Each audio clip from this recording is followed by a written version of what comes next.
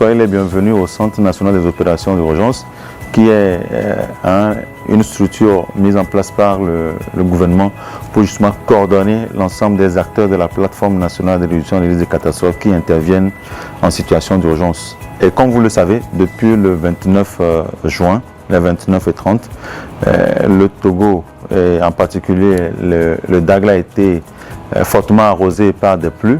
Certaines localités ont été fortement impactées en termes de bilan. Malheureusement, les informations qui ont été remontées au niveau du centre font malheureusement état de 5 décès.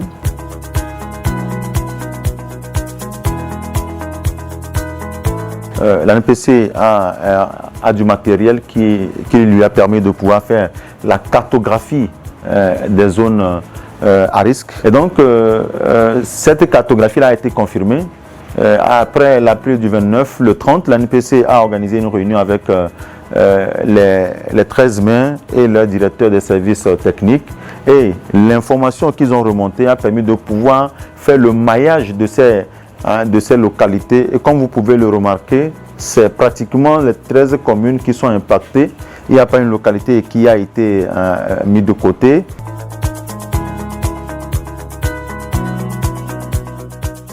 Les acteurs de la plateforme hier, je peux citer l'ANPC, le ministère de la Solidarité, les communes, la Croix-Rouge, pour ne citer que ceux-là, étaient sur le terrain hier et avec les maires, les communes en avant, ils sont partis dans les ménages, ils ont écouté les ménages qui ont été sinistrés et les besoins qui ont été exprimés par les populations. Et actuellement, comme je vous l'ai dit, le travail qui est en train d'être fait aujourd'hui, un samedi, permettra de pouvoir sortir et rendre compte au gouvernement de tout ce qui est besoin.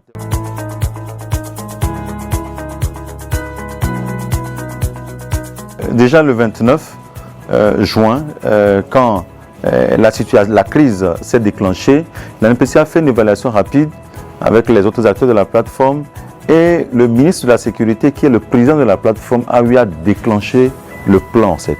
Le plan ONSEC, c'est quoi?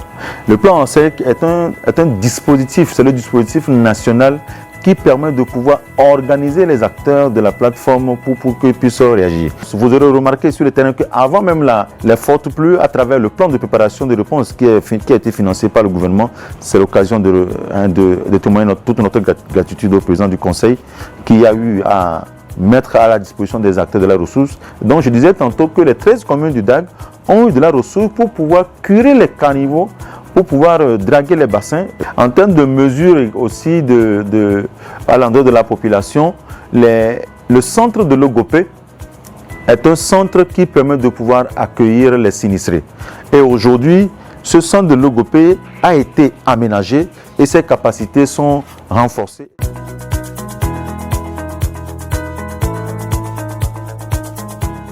Alors déjà, nous présentons toutes nos condoléances aux familles éplorées et notre compassion à nos citoyens qui ont été durement impactés par ces inondations.